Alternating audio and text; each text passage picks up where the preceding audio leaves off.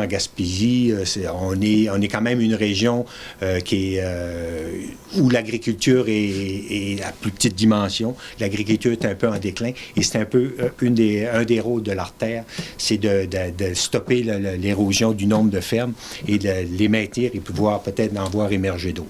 Donc, c'est ce qu'on recherche en Gaspésie, ce sont des aspirants, donc des jeunes et des moins jeunes qui s'intéressent à l'agriculture et qui aimeraient venir la faire chez nous. Okay. Puis là, vous offrez un service d'accompagnement pour les rencontres de maillage. Pouvez-vous nous en parler un petit peu? Bon, comme les rencontres de maillage, donc, une fois que nos aspirants et nos cédants sont qualifiés, on les inscrit dans la base de données. On doit s'assurer que, si on va prendre l'aspirant, donc lui qui veut devenir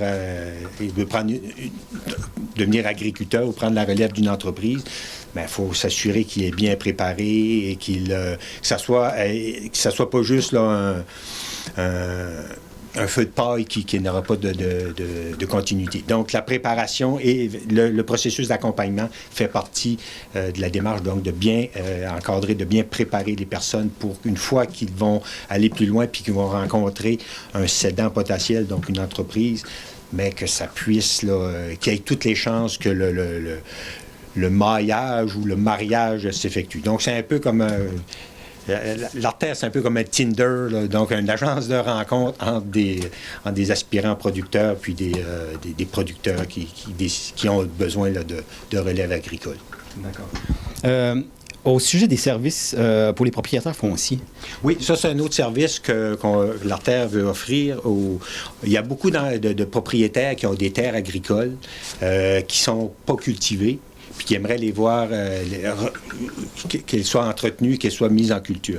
Donc, à ce moment-là, ces gens-là peuvent s'inscrire au service de l'artère. Qu'est-ce que l'artère va faire? Bon, on va établir avec le propriétaire, c'est quoi le potentiel agricole de ce lot-là. Et s'il y a un bon potentiel agricole, l'artère pourrait essayer de trouver des utilisateurs, donc des agriculteurs qui seraient intéressés à cultiver cette terre-là. Puis, pour faire en sorte que le site producteur doit améliorer le fond de terre, il faut qu'il fasse du chaulage, il pourrait faire du drainage, ça. Idéalement, pour le producteur, il faut qu'il y ait au moins une entente de location, idéalement avec un bail de location d'un minimum de 5 ans. Pour éviter que le producteur, exemple, il s'entend avec un propriétaire, il applique de la chaux une année, il fait des travaux pour améliorer le fond de terre, puis l'année d'après, le propriétaire décide « Ah, je vais le louer à un autre ». Fait que là, à ce moment-là, le producteur serait perdant. C'est pour ça qu'on cherche de mettre en place des ententes à moyen terme, donc au moins 5 ans, qui fait que le producteur qui va investir de l'argent pour améliorer le fond de terre, mais il va avoir un retour sur son investissement. Et puis, bien sûr, qu'un bail de location, il faut que ça soit gagnant pour les deux parties. Donc, pour le propriétaire, son fond de terre ou sa terre est cultivée, elle est entretenue. Pour le producteur, lui, il la cultive, il récolte, soit, exemple, c'est un producteur de bœuf, il va récolter du foin ou des céréales. Donc, il faut que, lorsque les deux parties ils trouvent leur compte, mais habituellement, ça permet à assurer une pérennité ou donc une poursuite dans le temps là, de la collaboration entre les deux parties. D'accord. Puis les gens intéressés, ils vous rejoignent comment?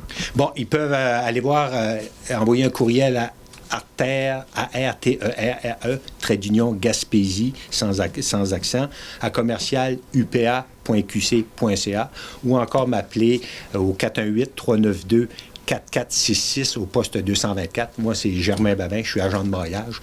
Puis ça va me faire plaisir de voir c'est quoi leur projet, puis de voir avec eux comment on peut faire avancer leur projet.